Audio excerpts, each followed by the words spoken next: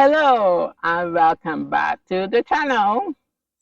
You have to like, share, comment, and subscribe to do this episode especially. Today we are at an enchanted place, a famous and favorite attraction. Here is Andromeda Gardens. Yes, Barbados famous Andromeda Gardens. And these gardens have won a lot of awards, and everyone always come to Andromeda Gardens because it is beautiful. This is an attraction for international guests and locals, and everyone who comes here have a refreshing time enjoying the nature from God. We will be able to tour the gardens, see the different interesting and unique species of plants around here. We will meet the operator of Andromeda Gardens, Miss Sharon Cook, and I just hope that you will enjoy this tour in this beautiful Andromeda Garden. So, come on!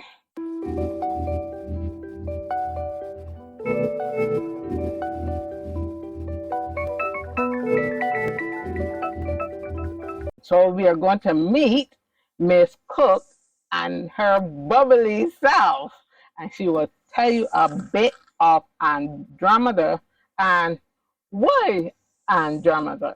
You know what? Andromeda is such an amazing garden, and it's completely undervalued in Barbados, and I cannot understand it. So I'm a garden designer by training. The Barbados National Trust many years ago asked if I would take over the management of this as a business, and I jumped at the chance, and I couldn't believe they asked me, because I remember thinking, this is Andromeda, this is one of the most amazing gardens in the world, right? Anyhow, the previous person wasn't looking after it properly, and for the first 2 years we were just trimming it, opening up the space, all that sort of thing. But what makes Andromeda special is Iris Bannicky. It's Iris Bannicky's garden, and she was our most important gardener. And the thing is, so many people who are into gardens don't even know her name, and that's a real tragedy, because she was amazing. So imagine 1954, she got this garden, the land, it was just land, farmland, from her mum. All right, it was in her family's ownership for 200 years, more than 200 years prior. So she got it from her mum in 1954, and she just traveled the world collecting plants, brought them back, and created this magnificent landscape over the period of, over 30 years. But not only did she introduce plants to Andromeda, she introduced plants to Barbados. And in the 1960s and 70s, something like 90% of the ornamental plants found in Barbados were because Iris Bannicky introduced them. Okay. She really was the queen of horticulture, and everybody should know her name, and everybody should know this garden. Oh. So the reason I was so happy to take it over is because when I came to Barbados, this was always the garden I came to, because there's something really special. And I think what makes it immensely special isn't the variety, because there's 600 different species of plant in this garden, which is remarkable in itself. It was the trees. The trees. There's over 120 different species of tree. And these trees make the garden seem like it's been here forever, like it's been here for hundreds and hundreds and hundreds of years. But it hasn't. It's a 70-year-old garden. So it really, really is special. And of course, she was our most famous gardener. She won many, many awards all over the world, including medals galore at the Chelsea Flower Show in the UK, that the Barbados Horticultural Society keep winning golds at. Iris Bannicky was there before in the 70s. So she really was something quite special, and this is her masterpiece. So my job is to look after this garden, maintain this garden, develop this garden how I think Iris Bannicky would have wanted to be kept. And one of the things she wouldn't want, because she planted most of these trees, people say, oh Sharon, cut down the trees so that you can see the ocean. It's like, no, Iris Bannicky planted these trees. Sharon, cut down the trees so there's more sun so you can have some more pretty flowers. I'm like, no, Iris Bannicky planted these trees. I'm not cutting down these trees, because it's the trees that really give this garden its character, And I can say that you're doing a wonderful job, because not only do Andromeda Gardens retain a lot of awards, everyone every week comes here and enjoys themselves immensely. So you're doing a wonderful job. Shall I tell you what the great thing is? I think the first year we were here, 2014, we probably got 10, maybe 20 at the most local visitors. Last month alone, we had 400. Oh, wow. You know, and it's our garden. Ignore my English accent, I'm still Bayesian, right? It's our garden. It was created by a Barbadian in Barbados, and it's remarkable, and it's ours. It's free for locals because there are too many places, I think, in Barbados that are our heritage that are inaccessible because they're just too expensive. So I wasn't going to go and say, oh, it's free for some people and not free for other locals. It's free for locals, full stop. Donate if you can. Obviously, people from overseas have to pay, but it's just wonderful seeing locals in this garden. And I always say, locals, right? They linger longer and laugh louder. All the L's, linger longer, laugh louder, and it's a pleasure to see them enjoying the space. But I want more. I don't want 5,000 locals a year. I want 50,000 locals a year to come through this garden, so they can really connect to it and come here again and again and again and picnic and bring their drinks or get some food from Eastside Kitchen and just have a really, really, really lovely time. And we have an art hub as well. There's just so much, you know. We've got an ethnobotanical garden all about how local people use plants, and it's a haven for monarch butterflies, all sorts of butterflies actually. So it really is something quite special. I am excited to at least see a butterfly because, you know, I love butterflies. So, and all that you have heard that encompass this garden. So we're going to go now on a tour to see the wonderful plants that God has created. Hey guys. Good morning. You know what, there's a couple of things that are worth mentioning. This is a very, very old mango tree, and it's in imperial mangoes. Huge and absolutely delicious. This is more than huge. Isn't it? But we'll be lucky if we get any, because the monkeys get them all. All right. And then here, you know, we all like to eat mangoes. Here, look at the fruit here on this fishtail palm. This fruit is not edible. And can I tell you, we have had a couple of visitors who have come and eaten that fruit. And it's got calcium oxalate crystals, so it can actually swell up your throat and kill you. All right, it's an irritant. And people think this is some Garden of Eden, that they can just come and eat all the fruit. It's madness. So honestly, it's very lucky. It looks attractive, doesn't it? It looks really gorgeous. We've had people say, oh, what type of grapes are these? It's like, well, no, it's a palm. It's not a grape. It's not a grapevine. It's a palm. It's not edible. So on some of the signs now, we've had to put, you know, do not eat poisonous. Yeah, because it looks like sea grapes. I know. See how nice it looks, right? Yeah. But so we've put signs over the place saying do not eat.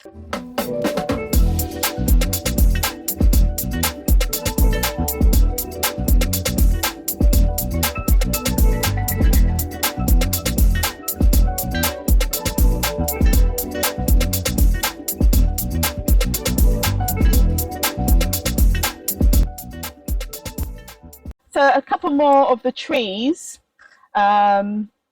We've got 2 mammy apple trees here. Oh my God, mammy apples. Oh my gosh. Yes, I love this too. Yeah. Right, so because the gardeners are really good and they come in the morning and they're able to get some off the floor, we do manage to get maybe 50 to 100 of the 2,000 that are produced, because again, the monkeys get the rest. But what a fruit. Absolutely fantastic. There's even a few young ones on there at the minute, actually. So this is where we propagate lots of stuff. We've got 2 propagating areas, one in the shade and one in the sun by the house.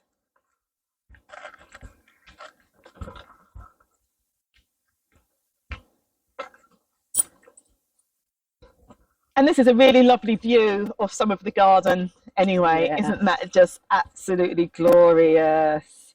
So what you have here, look at the trunk on that. So that's a ficus elastica. Yes, I always heard of it. Yeah, and that's the variegated one. And I think the story goes that a pot was left there because Iris hadn't decided where to put it. And then before anybody knew it, it had rooted and grown. Now, I think she probably put it there, and perhaps she passed away at the time, and it was just left in the pot. And then it just grew. I mean, it's only about 40 years old, and it looks like it's like 100 years old. 40 years? Yeah, it's only about 40 years old. Oh, that might expand and even get higher. Yeah. We're going to have to trim it, because it's just having too much of an impact on some of the garden. So the shade it's creating is preventing some of the plant areas from growing. So we've trimmed it back before, about 5 years ago, and I think it's going to be an every 5-year thing to trim it. Okay. But it doesn't destroy the beauty, because it is something quite special. Wow. And in the background over there, you've got the sealing wax palm, you've got strelitzias, you've got the lovely pink cordyline, all sorts of loveliness there. Right, so you have some special things here. So we've seen that huge tree, that huge Ficus elastica, and then you've got one of these fabulous small trees that are native to the region. Of course, this is the calabash. And I really love this tree because of all the stories in the Caribbean. And I know a lot of the Rastafari community really, really revere this tree. It's small, it produces fruit. This is quite an old one. There are some newer ones here. There's about 7, I think, on the tree at the moment. And my mum, when she was a child in the 1950s in Barbados, this is what they would use as their bowls. So they would cut it in half, scoop out the quite firm flesh, leave the halves to dry in the sun, and that would be their bowls. That would be what they ate out of. And I'm thinking, and you could wash it, use it again, wash it, use it again. Such a sustainable dish for eating out of, and we should be using these even now, really. Get rid of the china and use these. Amazing. So we're going to just come round here. We've got some lovely old frangipani trees up here, plumerias. And if you come through here, we've got the pink variety of the Pride of Barbados that the butterflies and hummingbirds absolutely love. Was this Viridia? This. Possibly the only Juniperus chinensis, or Chinese juniper, in Barbados. Not sure yet exactly when Iris collected this, but yeah, it's so unusual, and it's a real pleasure to have these relatively rare plants in this garden. So Chinese juniper, native to East Asia and China, obviously, and here it is in Barbados. So that's the thing about this garden. Iris travelled the world collecting plants. So you've got, in the main part of Andromeda, probably something like 80 to 85% of the plants are not native to Barbados. But our newer area, which is our ethnobotanical garden, where the butterflies are, probably 80 to 90% of the plants are native to the region.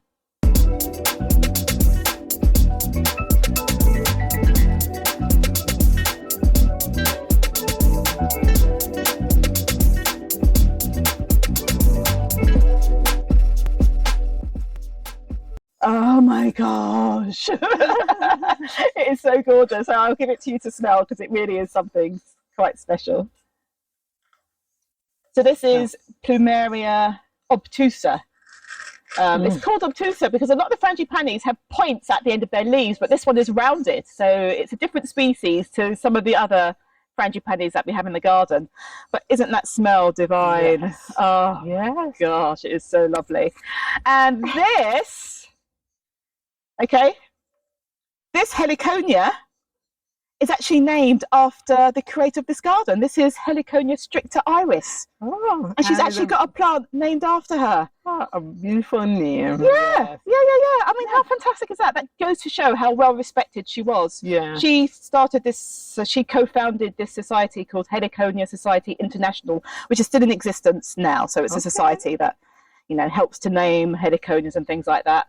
But yeah, this is named after Barbados's Iris Bannicky. And I think that really is something special. It just goes to show very special how, you know, how well regarded and influential she was. This area is very, very popular with people doing things like work away days and things like that, because it's near to the entrance, it's near to the washrooms, it's relatively flat, and you can have about 50 people here quite comfortably.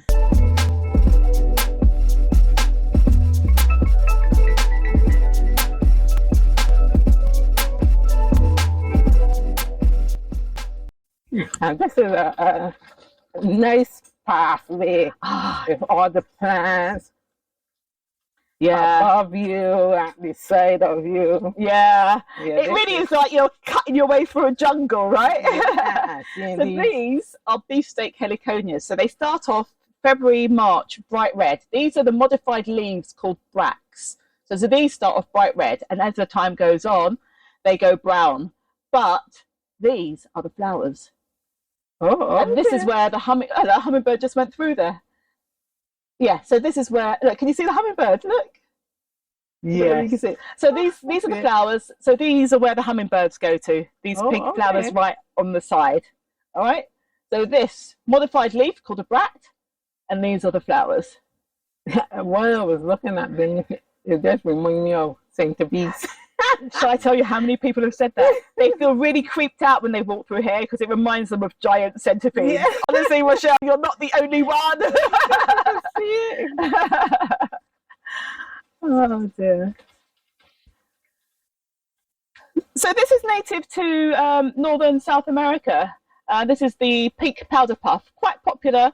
It's the flowers. The monkeys love to eat the flowers. Monkeys love to eat most things. They basically have to be sweet. Yeah.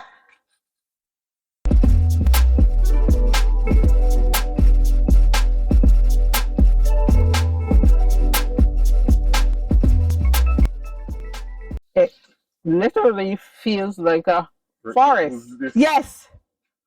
So that's Iris Bannicky. That's Dr. Harry Bailey. And these are their 4 daughters. Okay. Yeah. We put these signs of the family in little quotes by Patricia Marl, who's Iris's daughter, who must be in her 80s by now, just so that people remember that this was a private family garden. You know, it wasn't created as a tourist attraction. Yeah. Iris created it for herself. She was a scientist. She was a plant collector. She created this garden just for herself.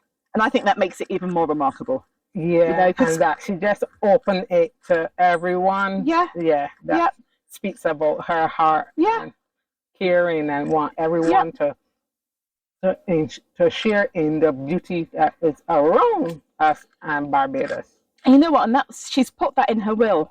She wants the garden to be open to the public so that those who visit and those who work in it can enjoy it. And she's specifically put that in her will. Oh, you know? Great. And that's great that she even mentions the workers and not just the visitors. So it just goes to show that it appears that she was quite inclusive, you know?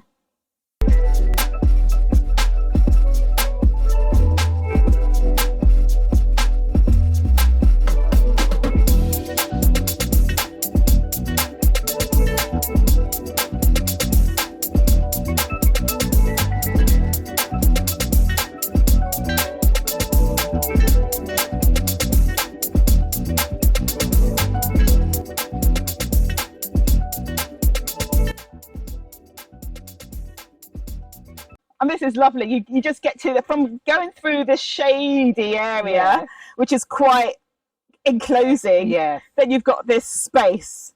So this is the succulent garden. It used to be called the cactus garden, right? But so many of the plants weren't members of the cactus family. So you've got members of all sorts of families. So you do have lettuce family here. They also have the asparagus family, Apocynaceae family, you know, all sorts of different families, but they're succulents and they've got modified parts of the plant that have developed to cope with extreme conditions, usually drought. Yes, that's true. That one is beautiful.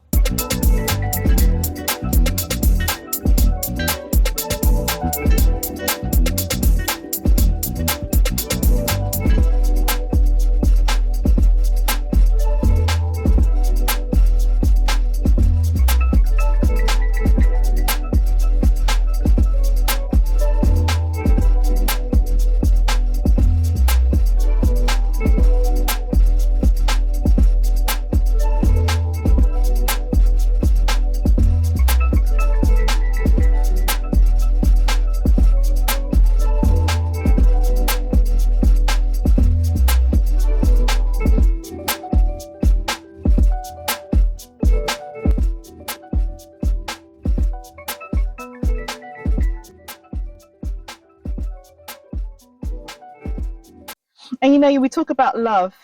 So Iris Banicki so she started this garden in 1954, all right, with her first husband, Dr. Harry Bailey.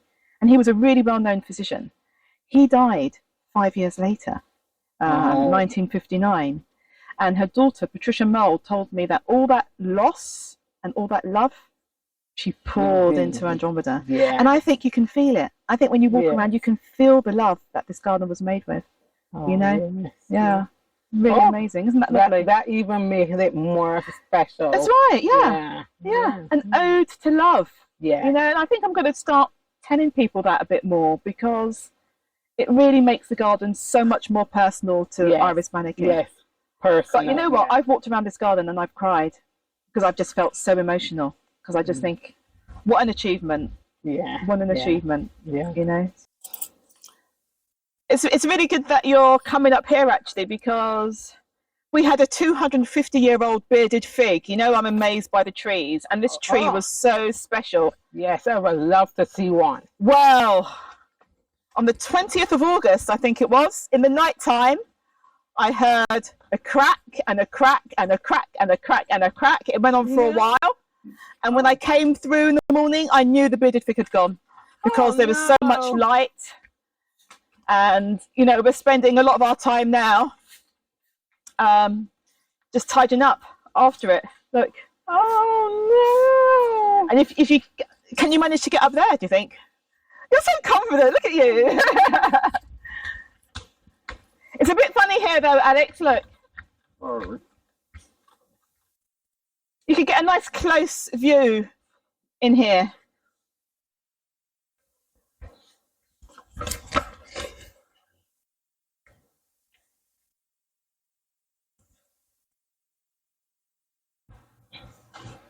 So the tree is huge, right? So it's all this side, all the top of the garden, all the other side. Whoa, I didn't know that tree grows this big. It's huge, huge, huge. So what we're going to do, we're going to clear as much as we can around the outside. The core, which is, you know, the big, huge trunk and things, we're going to leave because I think that will be like a little habitat for all sorts of creatures.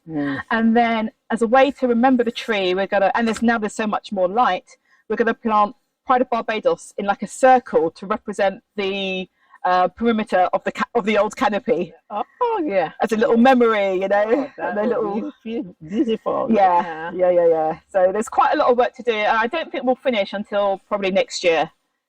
Yeah, because we can't do it every day because we don't get enough visitors at Andromeda. So we're always short of staff, always.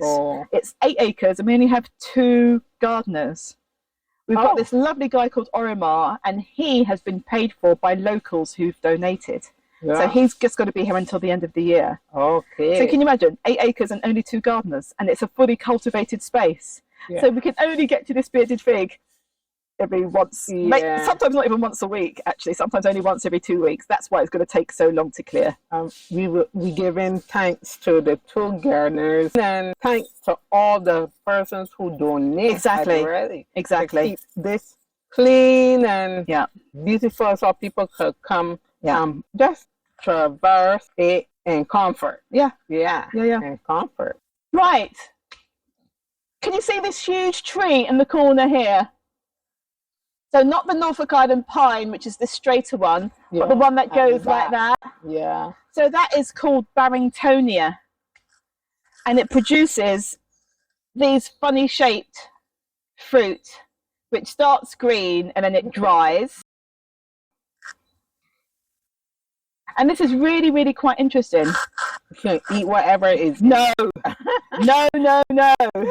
If you eat it, you will die. Oh, no. It's good to know what you can and cannot eat. Yeah, but this has got a really interesting story.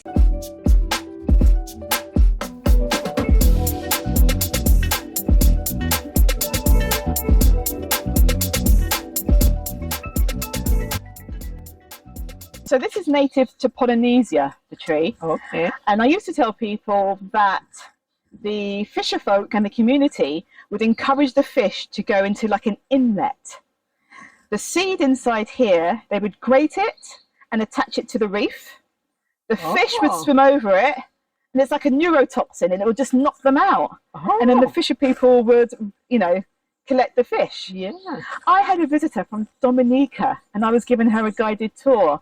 And she said to me, "Oh, it's the Barringtonia. My father, he grates the seed, attaches it to the reef, and he fishes with it." And that transfer of knowledge from Polynesia, the other side of the world, to the West Indies, I just think that's brilliant. Wow, yeah. Isn't that brilliant? Yeah. So Barringtonia asiatica. Wow. But poisonous though. Yeah. This will kill people. Yes. All right. Yeah. So knocks out fish, kills people. Let me see. Go closer. I can let others know. Do not eat. Definitely not. Thank you. All right. So what we have up here now is we have water. There is a spring in a neighbouring property, and it comes through here. This water goes underneath this pathway. It goes into a pond it hasn't been destroyed. It's got the fallen bearded fig all in it. Oh, okay. From there, it goes into another pond round by the other side of the old bearded fig. And then from there, it goes into a black tube and goes to the main pond by the house. So it feeds the main pond by the house. Oh. Now, in the tropics, if you have a pond, it's really important that you have a source of water because it evaporates in no time. And you're always going to end up filling it up using BWA water, and your water bill is going to be huge. Yeah. So when you find things like this, I mean, we were surprised. We thought it was a broken pipe, first of all. So we got the plumbers in, and then we got BWA in, and they said, no, it's not a pipe, it's not a pipe, it's not a pipe. So we realised that it's a spring. It's 1.5 gallons of water per minute, which is loads.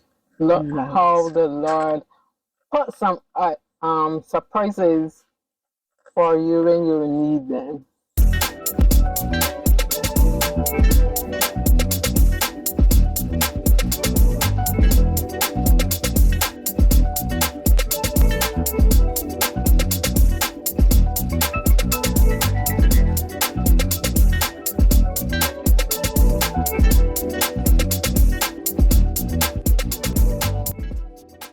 I mean, look at the design on that. Isn't it amazing? So this is the giant crinum, Crinum asiaticum. Again, I do believe these are poisonous. It's a member of the Amaryllis family. These will eventually dry, they will fall off, and they will become the bulbs of the future. I'm just trying to see if we've got any here. Look. So this is one of these dried. Oh, okay. Okay, and then it will root and eventually become this. Oh, okay. Okay. It looks like something like an almond. Oh, you think so? Right, Right, okay. So it's the member of the Amaryllis family. I know loads of Bayesians love Amaryllis, all right? It's the same family, different species, of course, but it's, as I said, it's a member of that family. The great thing about crinums is they are completely drought tolerant, but not only are they drought tolerant, they can grow in swamps. Oh, So yeah. and they grow in sun and they in- grow in shade. Yeah. It's the plant to have. Yeah. Yes. So I would like to show you a flower of one because the flower is quite lovely. And if you just turn around, look, there's a flower right there. See that white? Oh. Isn't that lovely? It's amazing.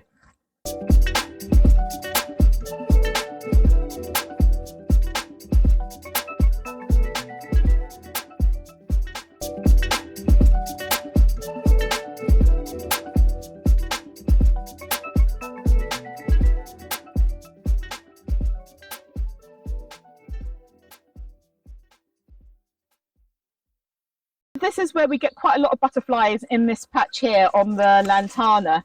So you've got tropical buckeyes on there at the moment. Don't know whether you can see those. Can you see those too? Yeah. Yeah, so those are tropical buckeyes. But you get all sorts. You get the orange fritillary, you get the yellow sulphur, which is just beautifully turned up. You get the white ones, which are the southern white, and of course you get the monarchs on here too. Yeah. So you get all sorts of butterflies on here. So this is really quite lovely. Whoa. This is the highest part of the garden.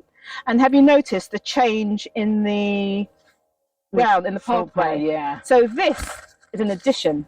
This was added after Iris Bannicky passed away by Dr. Warrington, and he created this part of the garden, which is known as the Bougainvillea Garden. Oh, okay. And he put this paving in. I really don't like the paving at all, because compared to the other stonework that we'll have another look at actually later, that stone is local stone from Joe's River just up the road. Oh, okay. The Iris Bannicky knew the family, and they said, can we have your stone to build our pathway? And they said, yeah, of course we can.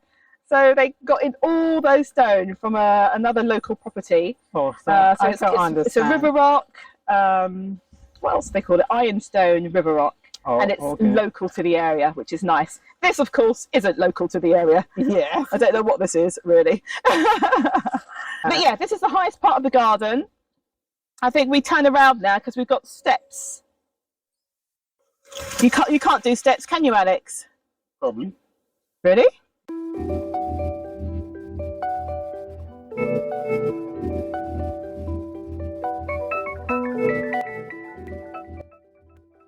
Oh my! Oh my! That's amazing!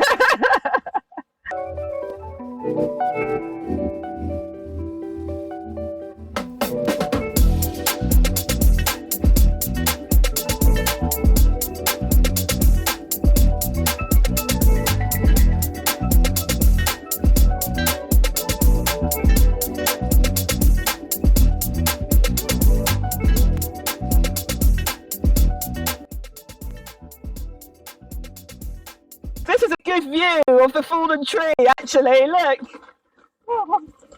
Wow, it is. It really was big, or is big. Isn't that amazing? Oh.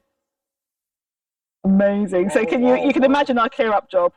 So we're doing the extremities first and then just gradually working our way in. But as I said, a lot of that we're just going to leave.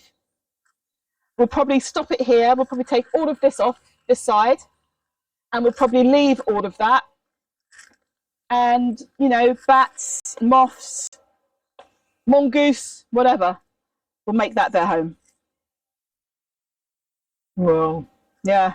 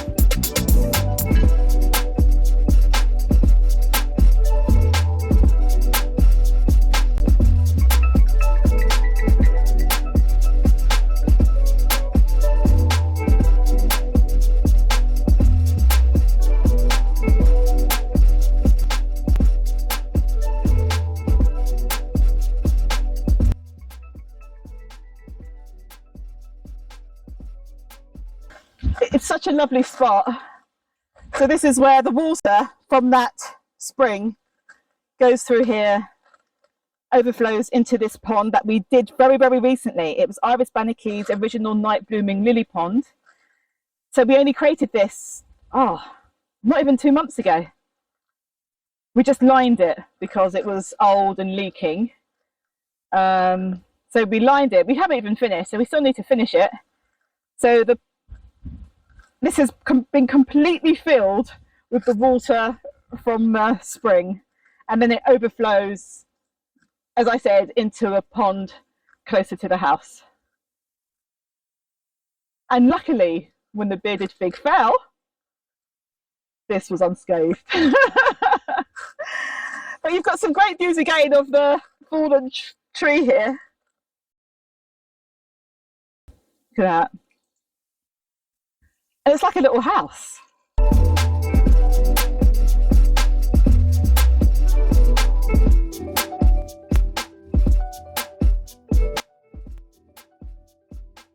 Isn't it? It's like a little house. I know where I'm going if I'm sick of my husband. So I had lots of shade loving plants in here that we had to move because one minute they were shaded like 95% of the day, and then suddenly they're exposed to sun from 11 o'clock in the morning. So you can see some of the damage already on some of these that suddenly got exposed to sun. All the other ones we dug out, all the ones all were in between and at the front, we had to dig out and save because they would not have survived this heat and exposure. Does Andromeda cater to weddings? Yeah, we had one yesterday. Oh my God, it was so amazing. It was. I can imagine this would be the perfect place to have a reception or a wedding. Rochelle, so this is the bride setting up yesterday morning. Oh yes. And we got to get married. But we never had a ceremony. Right. And we were going to do it after we finish our house. But, so we're still trying, but when we have completed it, we're going to have it here.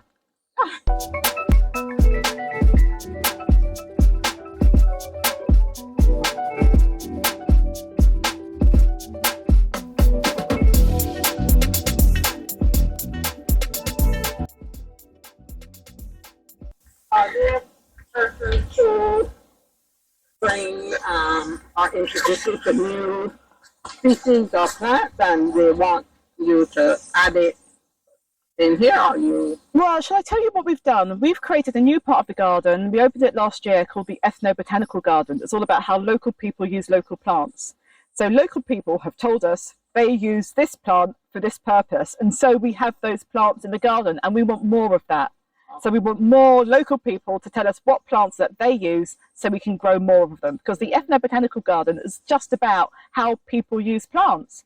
And it's particularly Barbadian because we're concentrating on Barbados because we're in Barbados, right?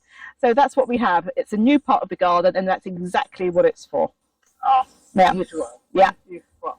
And if you can hear those birds in the background, it's banana quits on the Tacoma, also known as yellow elder, I do believe is a common name. So the yellow tree here is a haven for banana quits and hummingbirds actually. Really, really nectar-rich flowers. And you can grow that as a shrub. We've got them here as trees, but you can grow those as shrubs. So we planted this Pride of Barbados, all variations of it, in 2017, I think it was, along the boundary. And it's worked so well that we're going to do it along other parts of the boundary too. Because it's just amazing.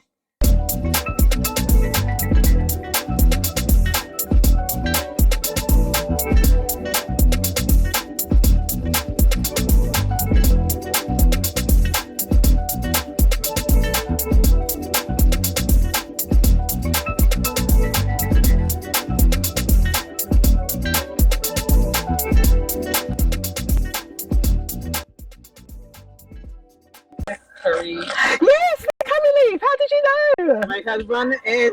Oh my God! Yes, this is the curry leaf. Do you cook? Yeah. You do. Yeah.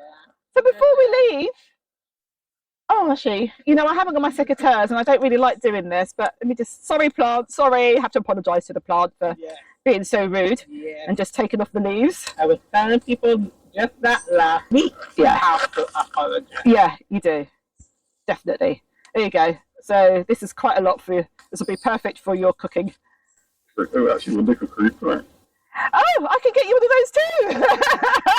You have to give me time though to dig it out. When you dig them out, they tend to suffer, but with the right love, they tend to spring back up again. Jamu. Yes. They're in season now. Yes. And this is what they do. So that's the hog plums are there with the hog plum tree just behind this chapleura here. We've got sea grape that doesn't produce grapes. You've got 5 fingers, also known as star fruit there. Curry leaf, as we've spoken about. Jamun. What's it called? Jackfruit. And we've got 29 years. What?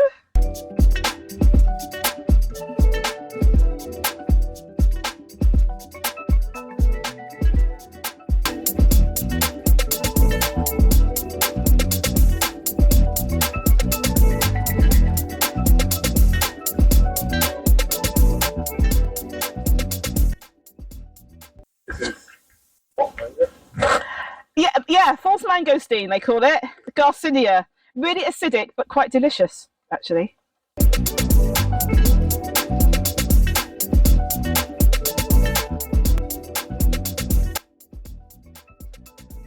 Oh, all the fruits are on the tree. Yeah. You know, the design. Yeah. Beautiful.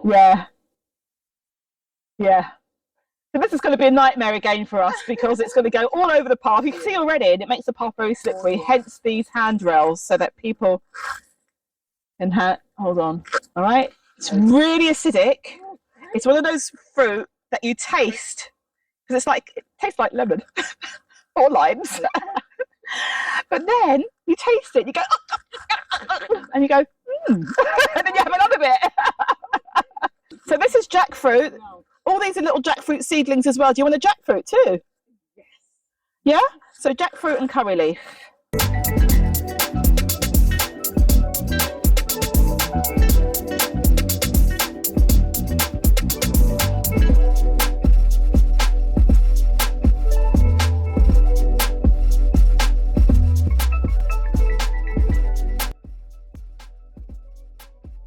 Yeah, so we call that our orchard because it's got those plants in it.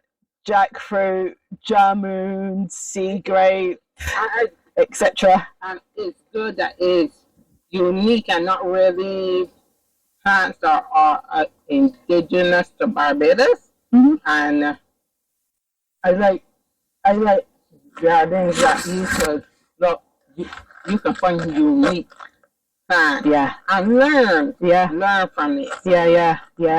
But we do have some interesting ones. We've got like strawberry guava. So they're tiny little guava fruit. So we haven't got any seedlings, but I think they're probably better air layered anyway. So we'll air layer some of those and we'll give you one of those too. All right, so now we're going into the palm garden. This is quite a nice little, we did this quite recently because we had all these were over here and it was just really getting on my nerves. So we got these Persian shields, some bromeliads, and this is a type of clerodendron that is getting eaten. By the way, we are organic. We do not use any man-made chemicals in the garden whatsoever. So you will see things like snail damage, but so what, you know? Some for them, the pests, and some for us. Yeah, and the thing is, with things like aphids and whitefly and all those sort of things, we don't really have them because if we do have them, we just leave it, and guess what comes? The ladybirds. The ladybirds come and they eat most of the aphids. Yeah. It's such a proper way to manage landscapes. If you're not growing things and you haven't got that pressure to produce, if you have a garden, honestly, let nature take her calls because she will sort it all out for you. Yeah. You know, you will say it's God. I will say it's Mother Nature. Yeah, but this is a nice little thing for a shady area, and this works quite well. So, isn't it? I mean, look at that. It's just. Does this grow to be hedge? I don't think you can have it as a hedge because it's too stringy. Okay. Yeah, you'd have to have hundreds to make a hedge, but I don't think it would really work. So it's just nice, you know, maybe at the back of other plants and things like that. Yeah. So nice. And this, of course, is like a light pink when it actually does get to flower, and it's scented. But you've got the light pink, which also picks up on the purple, which also picks up on the tips of these bromeliads, you know. Yeah, so we had a thought about what we were planting there. Well, I'm a garden designer by training, you know, so that's my background, garden design and planting design. Right, so now we're entering into the palm garden. So whenever anybody says palm tree, no, because palms are not trees. Palms belong to their own plant family, Aricaceae. Trees belong to a whole range of different families. Palms are monocots, so they start growing with a single leaf. Trees are dicots, so they grow and they split like that into two leaves. So they're completely different plants. So palms are just palms. They're not woody, they're fibrous. And a palm at 2 years old, the thickness of the palm is exactly the same palm at 20 years old. Whereas a tree at 2 years old would be like this, and at 20 years old it would be like this. A palm will just stay like this. Okay. Okay. I understand that now. So we're dumping a lot of our stuff on the boundary, but we hope to have a dedicated composting area. We're just crossing our fingers and hope that we get some donations. Right, lethal, so please be careful. Yeah. Here we go. Thank you.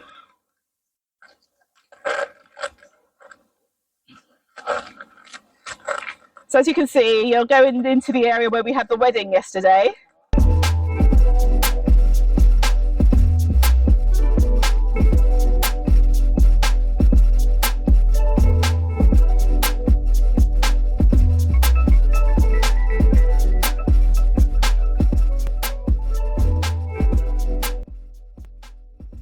So the bridegroom and the minister were in there, all the chairs were set out here. And then they had their food and drinks and music down there, but they had a still panist here as well, which was really nice. Oh, this is so lovely. I can't wait till I get my wedding right here. That's the you all know. My wedding will be here. In Jesus' name, amen. Nice.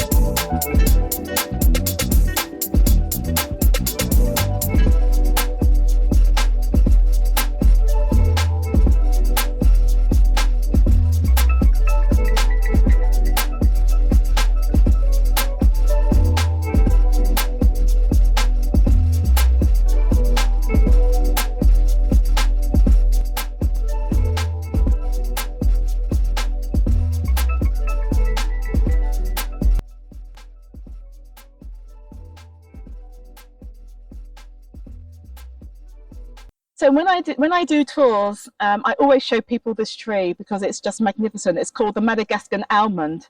So it's related to the sea almond that you have in Barbados. But look at the leaves and how the light captures and the horizontal. So similar to our sea almond, how ours grows. But these two, we have two here. They're probably the only ones in Barbados. I haven't seen them anywhere else. Anywhere else.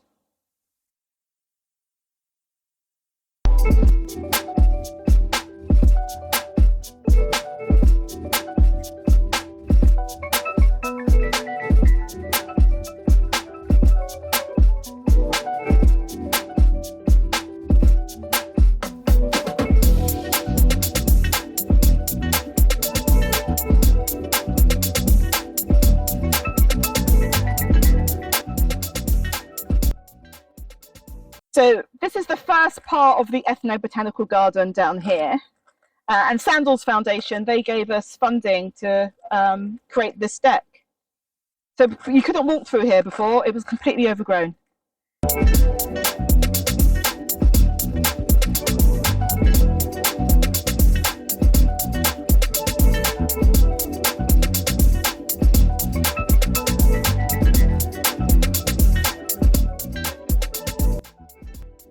Okay, so this is all obviously left over from the wedding.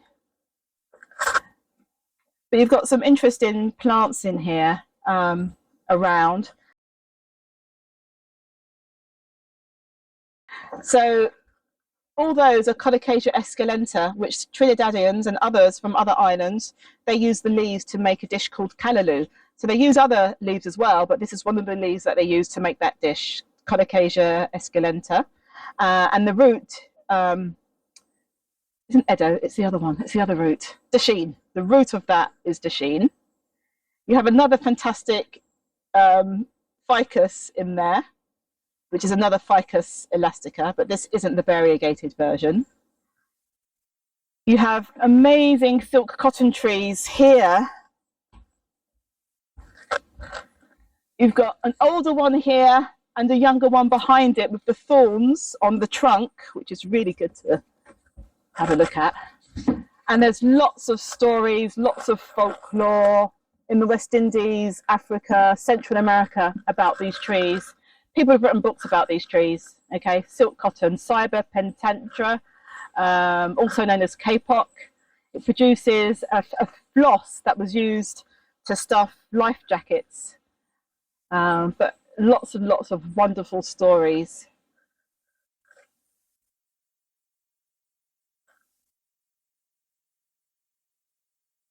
So apart from weddings and things, we have workshops on this deck as well. Workshops, people do yoga on here too. But the prime use of this deck is as an outdoor classroom, so that we teach a whole range of courses here. And what a spot.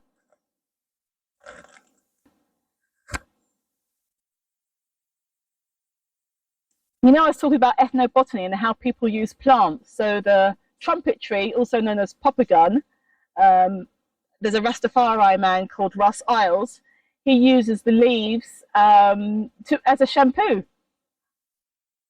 High levels of oil, saponification, and he uses it to wash his hair. Wonderful. I haven't tried it yet. I might one day.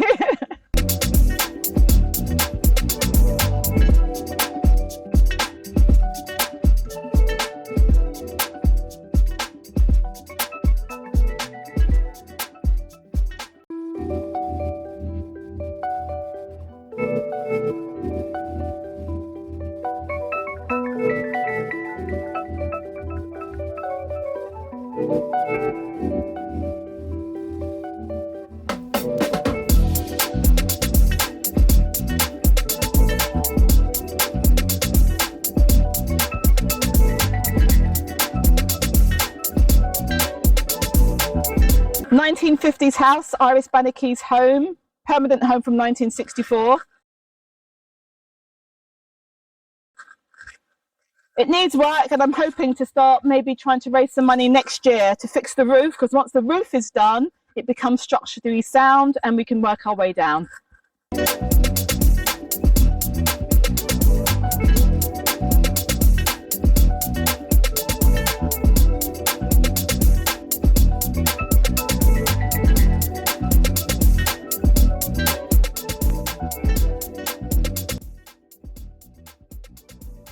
So we've got all these Bajan cherry trees, and I do make Bajan cherry juice out of them, of course.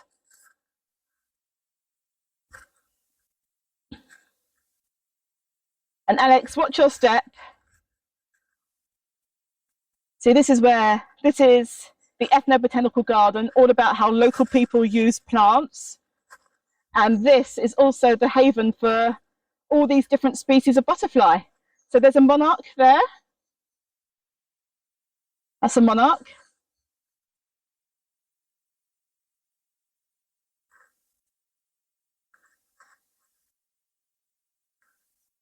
Another yellows, yellow sulphurs, more monarchs. So a lot of these plants are planted because they're rich in nectar, so that the butterflies will feed and stay, because we've planted milkweed plants in here too.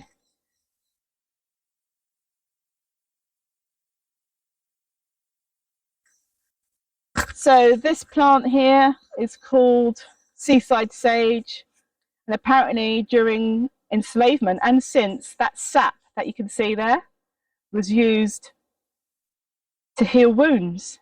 This is a wound healing plant. Look at that.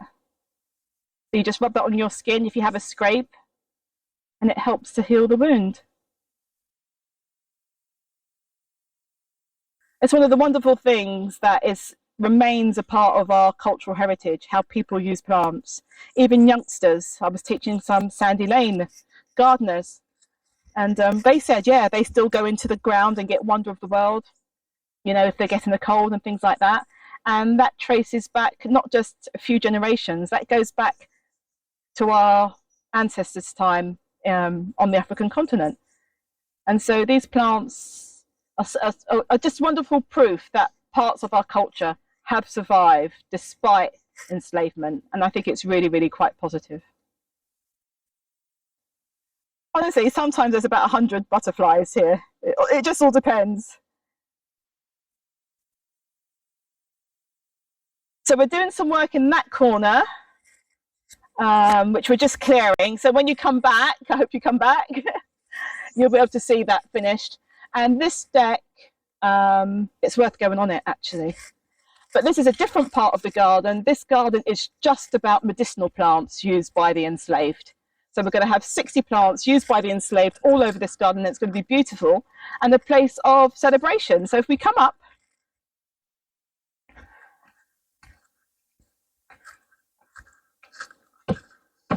so it's much smaller, this deck, it's more intimate, and you sit here and it's going to be surrounded by lots of Pride of Barbados and all sorts of other plants, and you sit here, closer to me, you have to come closer to me, and look, isn't that lovely? The view of the ocean.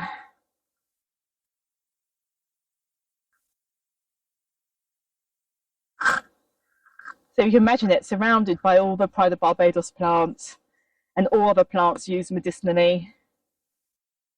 And it's a place just to give thanks, really.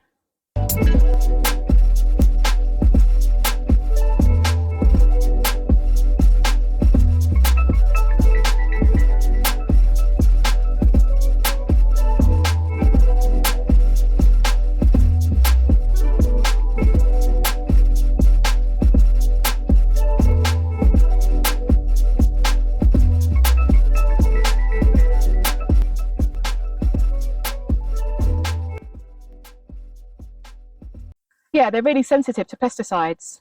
Okay, yeah, this is our white garden. It's all about plants that either have white leaves and or white flowers. And just watch your step here because it's quite narrow. It looks really old, like it's been here forever, but it hasn't. We did this in 2018. So we just found lots of old rocks to make the boundaries of the beds. And we love this space because this space didn't really exist before. It was completely closed off. So we are quite joyful that this place exists. And we got funding from the Tourism Development Corp to create this deck. And some students we had earlier this year from France and the UK, they redesigned this little section. They wanted it to feel really, really enclosed. So they planted lots of plants with big leaves just to give you that feeling of enclosure when you're in here. And it's wonderful because you've got lovely views towards the house and lovely views towards the gazebo and the palm garden. And of course, views just to the rocks, these amazing rocks that apparently tumbled down and set themselves here. They tumbled down from Hackleton's Cliff. I mean, how cool is that? So all sorts of plants. You've got variegated crinum. This is still Crinum asiaticum. Dieffenbachia, of course, or dumb cane. White gingers. Calatheas, Hymenocalyst, some people call this spider lily, all sorts.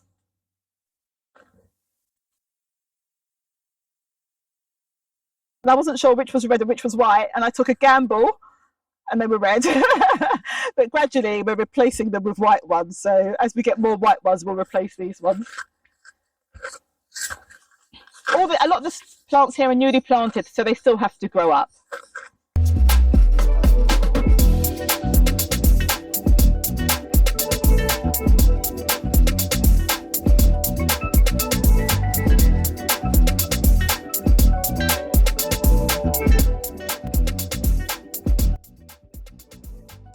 All this is the arum garden. Most of the plants in this part of the garden are members of the arum family, a Raceae family.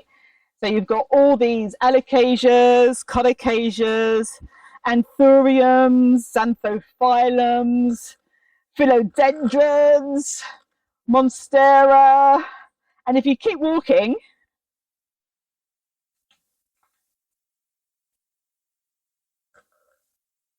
apart from all the loveliness, I'm just going to show you the pond. Oh, it's got an annoying branch in there though. So in the pond we also have members of the arum family.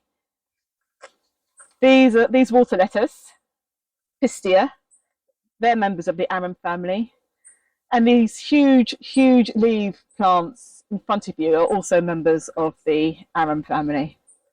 And the fish is not koi, the fish is tilapia. Even the orange and black ones, people are so surprised because they're so pretty and they think they're koi, but no, they are tilapia. We got them from a tilapia farm in St. George many years ago.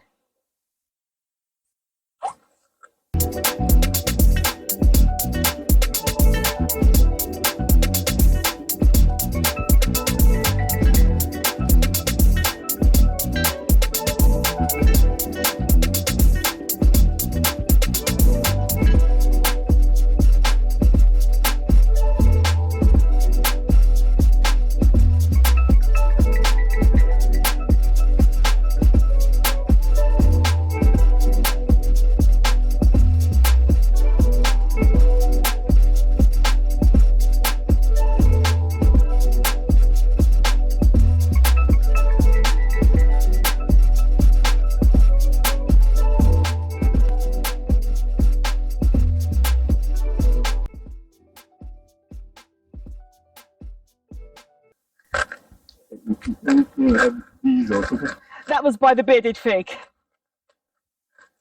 Yeah, the bees are still there actually. When the tree fell, they started swarming, but then they must have realised that the queen was safe, so they're there still. Yeah.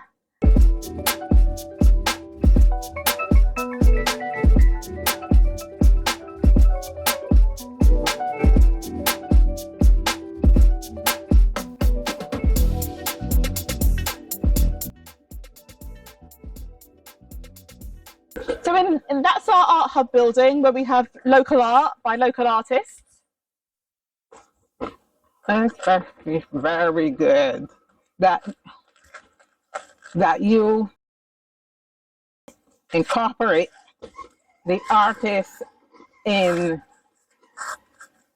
well, you could say that inspire their arts. Yes. Yes. Oh, Rochelle, exactly. Exactly. And I'll tell you what I'm hoping to do here, because this will interest you.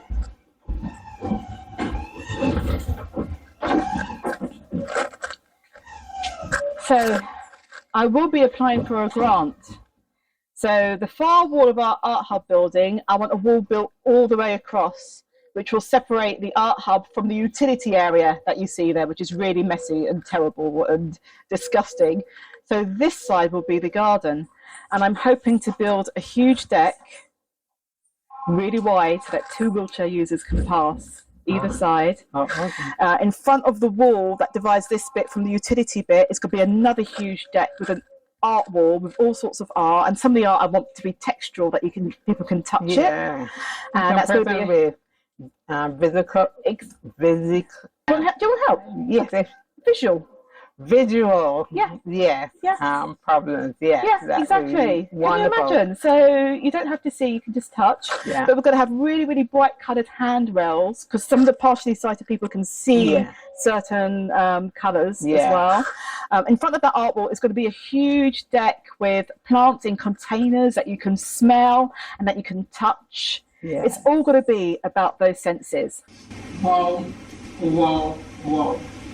And although I wasn't even in half of the garden because of my wheels, what I have seen, I am so blown away by, and how Miss Cook is really taking care of a gift that were given to her. And I mean, I thank you so much that you have seen the vision that was set, and you are saying you're going to keep going and keeping it to invite tourists and locals alike. But we need more tourists, more persons from different countries. We need you. And I did not show you everything in the garden. You have to come here and see for yourself. There's some more exciting parts that you have to learn, and you can even get ideas to take back to your country and have another Andromeda in your country.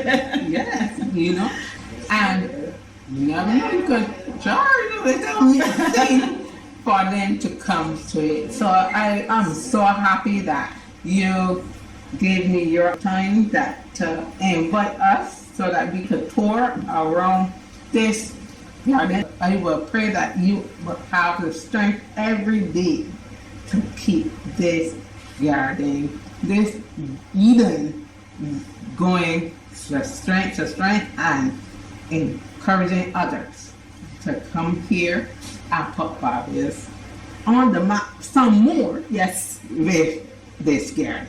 Yeah. Well, can I say it was such an honour, Rochelle, to have you here. I can't tell you how inspiring you are. I mean, we talk about inspirational women in Barbados. Iris Bannicky, Vienna, Prime Minister Mia Motley. This woman, oh my God. Honestly, I'm almost in tears. An amazing woman, and we should just be so happy that we're in Barbados and we've got these women who are just so wonderful and inspirational. So thank you, it was a real honour. The honour was mine, really, really. I hope you enjoyed this tour. I know that you enjoyed. I know you're going to book your trip to Barbados and put on your itinerary Andromeda Gardens Barbados, because you're going to enjoy yourself. So until next time, keep planting.